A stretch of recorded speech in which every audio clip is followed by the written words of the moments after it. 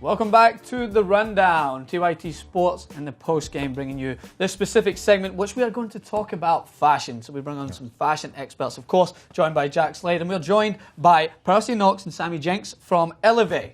How are you guys doing? Very good. How are you? I cannot stop looking at the blazer you guys have brought in for us. It just looks awesome. I also want to take it home after this. Can I do that? Just your side. We can talk about that. So we want to talk about the NBA postseason, right? Yes. So this seems it's somewhat a spectacle these days because you've got guys like Russell Westbrook who likes to be so elaborate with his fashion and make statements at these press conferences.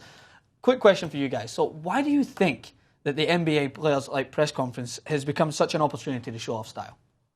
Well, it basically throughout the year, if they don't have that opportunity, hopefully they're not sitting on the sidelines Yes. with an opportunity to do that.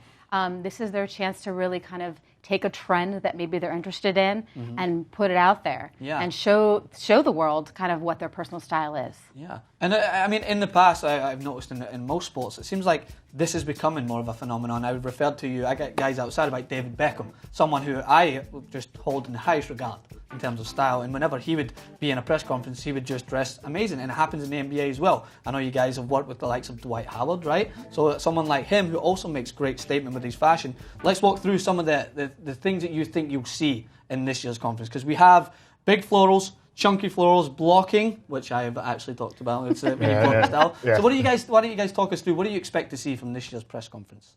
I do, exactly. Exactly Yes, we expect to see kind of exaggerated, bold plaids. The florals are still really hot for the season, especially moving into spring and summer ahead of us.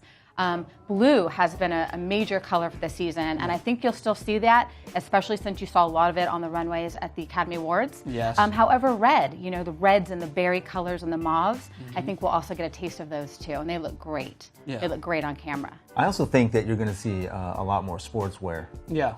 this time around. I think that's something that's pretty big. It's a big trend that's happening, from custom joggers all the way up to bomber jackets like this. Yeah. You're going to see, I think, a bit more of that at some of these press conferences. Yeah, and I've noticed that style before. I work generally in fashion and like to just keep touch with all the trends that are going on. Alexander Wang, who joined in with H&M, he decided to bring out this sports line, which was also trendy to wear in many events. Like he would have the joggers, as you said, with the string bottoms that are on there, and this kind of swimsuit vibe that was going on, but everyone bought into it. It was awesome. So that's something that you definitely think you could see out there. So why don't you talk a bit about the people that you've worked with? I know we mentioned Dwight Howard. Who are some of the notable names that you've dressed for these press conferences / runways, which they've turned into be? Runway. Yeah. So are we talking just NBA or are we Well, I mean, with the talking- NBA postseason coming up, we can stick to Yeah. NBA, but you can also go on to many other notable names. Got it. Okay.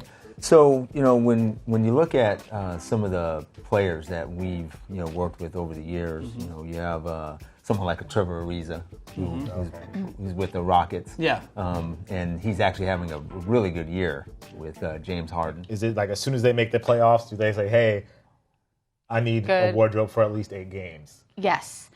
Typically, if you have someone who definitely wants to dress, and have something for each game, you will get that call early because they want to make sure that they have the clothes on time. Also, we do reach out to our clients, but athletes are very superstitious. Yeah. So you have to be very careful about that. Oh, yeah. So I sometimes kind of like to wait for the call, and then unless it gets to be too late, and I was like, I know you need something. Right. Let's get this started. That's very interesting. So when you work with a client, like, I know it's probably a two-way street when both of you guys, you've got your input, and obviously the client has a specific style. How does that conversation usually work? Because I know if I was to go in for this, saying I was an athlete that was going to a press conference, I love blazers and I love nice tight-fitted shirts. Does that work in the way? Do you try to incorporate their own sense of style with what you think? Completely. Yeah. As a designer and stylist, what your job is to tap into and nurture your client's personal style to really make sure that their personal style comes out, but that they're also kind of maybe taking a few chances. Yes. And this is a perfect opportunity to do that because it's expected. Yeah. This has now become a playing field where people and viewers are looking to see what's so and so going to wear.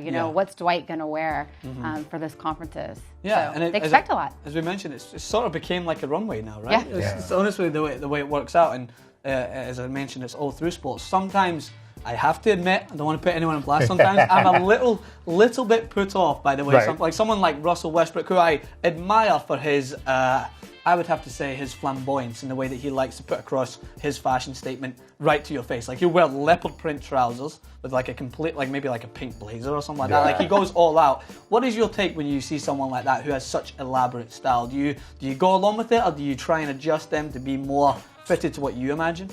Well, I think you try to do both. Yes. You know, you have certain visions that you want to see your clients in, but then they also have their own kind of idea or perception of what they want to do. So you try to somehow maybe meet in the middle. Yeah. You know, we've had a few times to convince guys that we need to go in a different direction. Yeah. You know, and it's usually worked out. Yeah. So Russell's, I would say, more of the risk taker, like more fashion forward in as far as the NBA goes. Are there a lot of guys like that in the NBA that really want to help, that want to push the envelope? I think you're seeing more of it. When I was at the NBA All-Star festivities in New York, definitely saw some aggressive fashion layouts that some of these guys had on, and it's interesting. I think there will be a line that I think will be drawn, and I think at that point then you'll see maybe a little bit of a drawback, and you'll see things kind of even out a little bit. Yeah. All right, well, guys, thank you so much for coming on. It was great to listen to your guys' perspective, and also we've got another clip coming very soon, so make sure to stay tuned to that. Also, you can check out your guys. You're at elevee.com. That is that the correct. website? Yes. And you guys specialize in, of course, custom clothing, lifestyle. As you said, you do more than just the formal suits, but you have like sports clothing as well, which I will definitely be looking into. So if you see me in a blazer like this, you know where I got it from. So thank you for tuning in to the Rundown, brought to you, of course, by 2IT Sports and the Postgame. You can check out the Postgame at thepostgame.com. Also their YouTube channel, youtube.com/thepostgame. And thanks again, guys. Thank you. Thank you.